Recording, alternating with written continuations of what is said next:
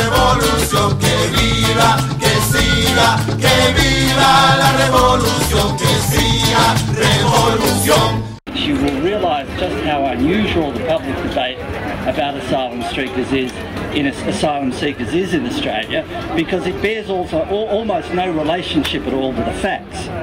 And the first interesting fact that I want to give you is that in recent years, the proportion of asylum seekers reaching Australia by boat has been very, very small. It's not exceeded, since 2001, it has never exceeded 4% of the total number of asylum seekers in Australia. In 2001 it peaked at under 45%. That was the highest proportion ever recorded of asylum seekers arriving by boat.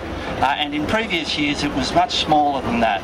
As I say, in recent years it's never got more than 4%.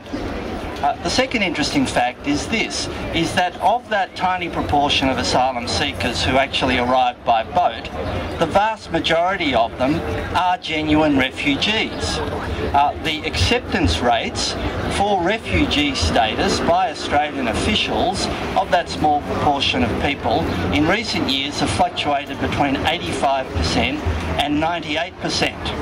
These facts, however, have not stopped politicians from both major parties routinely describing these people as illegals. In fact, they are perfectly legal. The vast majority of them have a legal right under international law binding on Australia to come to this country and seek asylum. Yet they are regularly and quite falsely described in the media by leading politicians as illegals.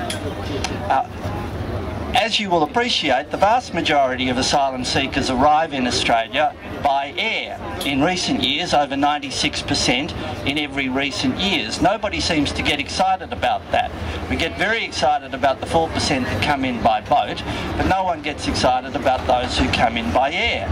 But if you're genuinely concerned about these things, you should get excited, because the majority of those who come in by air, in fact, are illegals.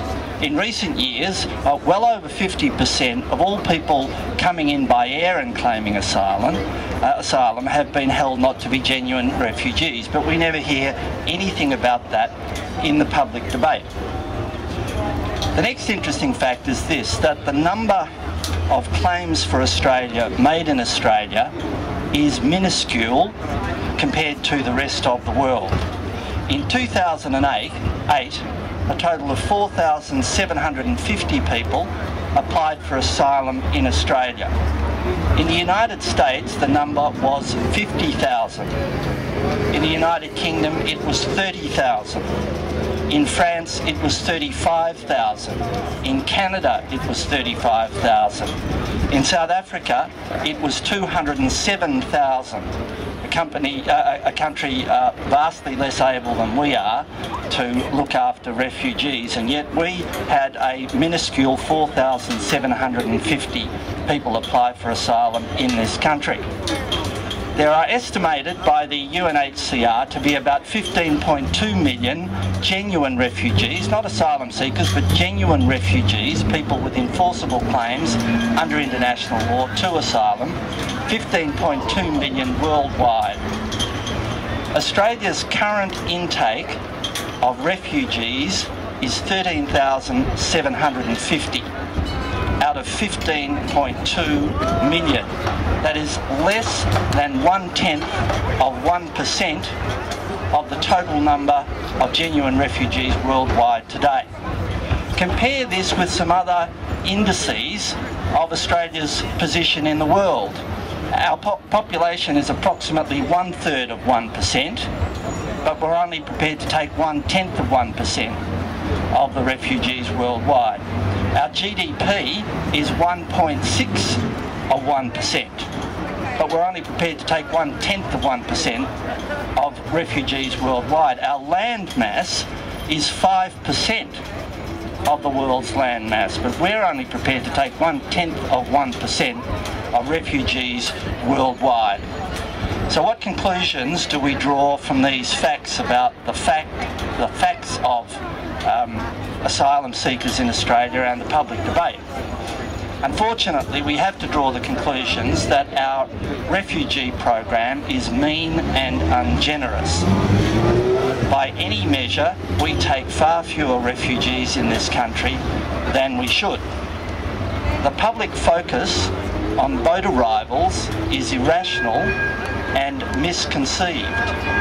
Boat arrivals account for only a tiny proportion of asylum seekers in Australia, but they are overwhelmingly genuine refugees compared to the vast number who come in by air, the majority of whom are not genuine refugees. It's difficult, therefore, to avoid the conclusion that the public obsession with boat arrivals is connected to a deep-seated fear deep in the race memory of white Australia about the fear of invasion from the north. Fear that we know nearly came true in 1942, but which bears no relationship at all to the world in 2009. We know that the previous Howard government exploited these fears ruthlessly and to great effect for political purposes.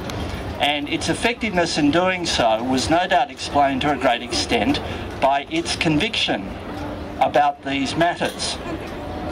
I think it is fair to say of the present government, certainly of most of the key people in the present government, that they do not share those convictions.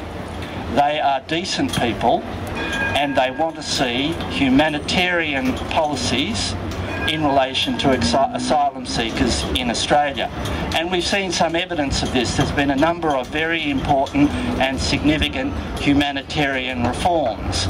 But the current tendency towards an Indonesian solution for the vastly exaggerated problem, if it is a problem, of boat people and boat arrivals in Australia seems to be entirely misplaced. It bears no relationship to the genuine conviction of people in this government, and I'm sure of the majority of its supporters. The government faces a dilemma. Does it have the courage of its convictions, or does it cave in to the politics of fear and xenophobia?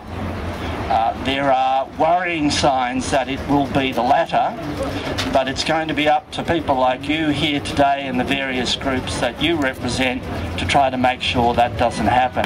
Thank you for turning out here.